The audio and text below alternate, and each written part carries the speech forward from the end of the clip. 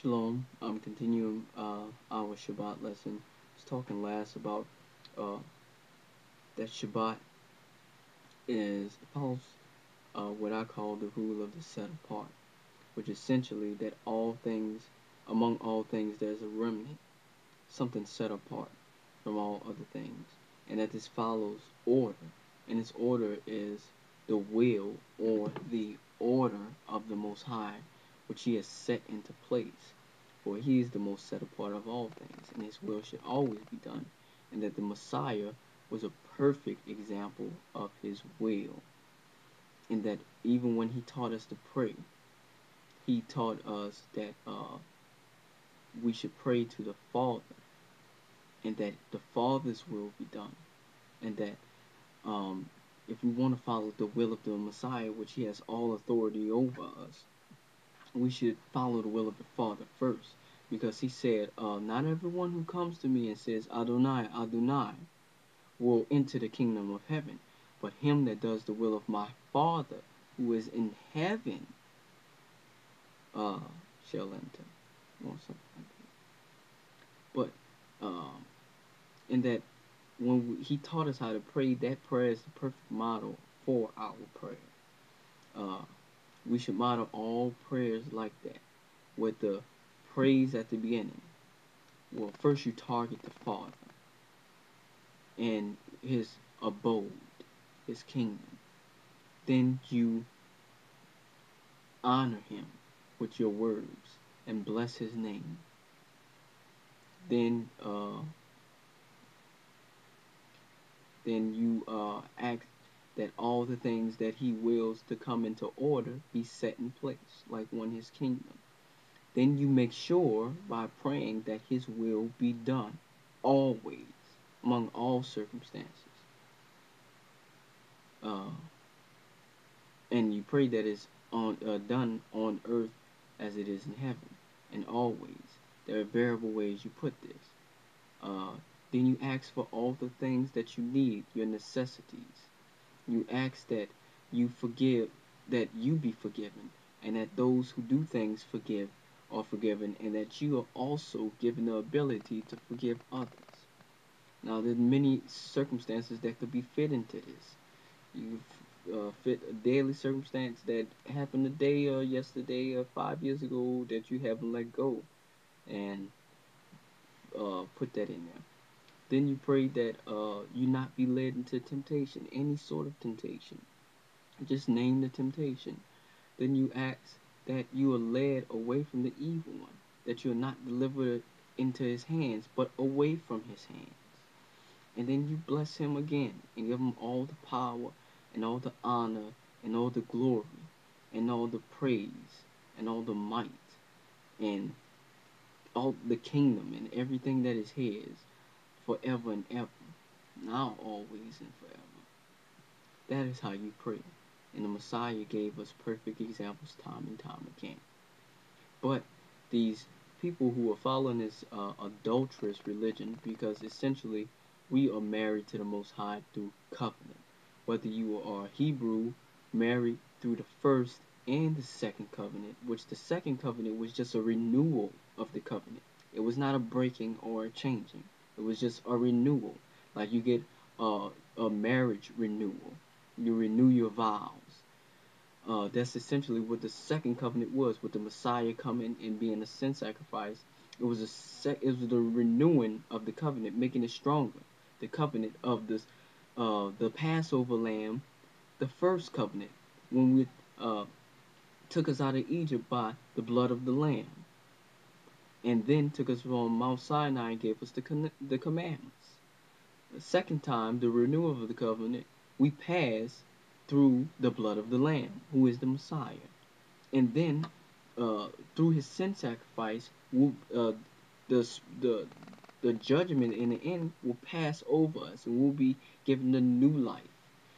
Our names will be written in the Lamb's Book of Life, and we will be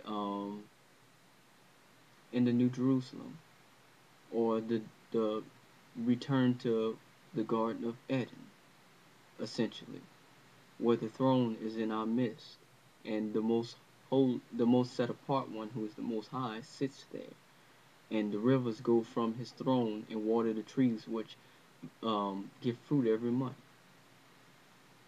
And there's no pain, no sorrow, neither will we remember any of them things, but we'll only have joy and happiness.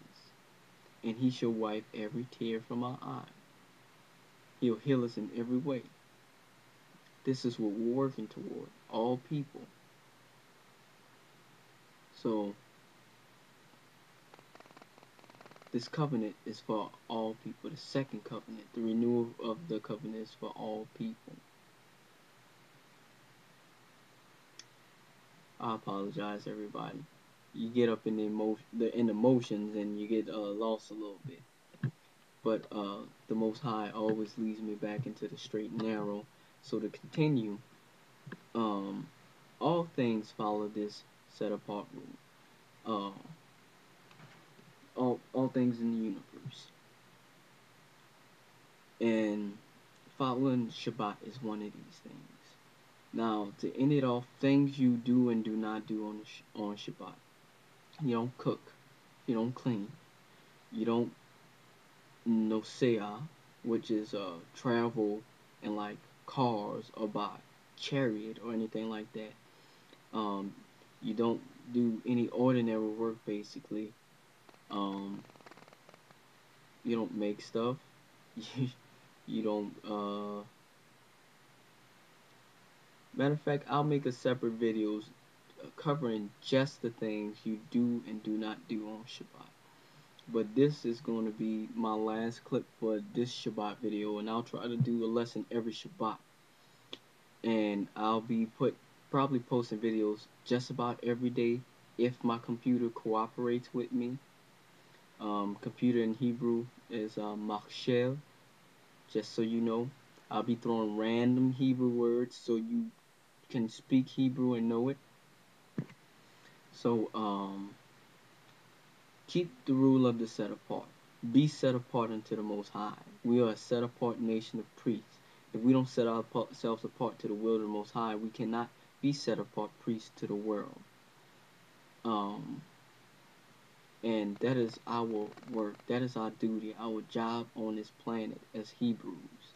And also to you Gentiles who are watching, your duty is also to follow our positive example if we're doing what is right, and follow our rule of the set apart and be set apart from your nations, that you may be examples to them to pull more to Mashiach, who is Messiah in English, Yahusha, which I believe is the proper ancient pronunciation. Yud, He, Vav, Shin, Ayin. Ayin is a letter not familiar to modern Hebrew or to English, but it's preserved in Arabic. So Yahusha. And the extra Uwa that's not written in his name how it's spelled, but that is a different form of the verb which means save. And we'll cover that in other Hebrew lessons. It's ayin vav verb. That's all the technical linguistic stuff that all of y'all will learn, so be happy. Haha. Yeah, so be set apart.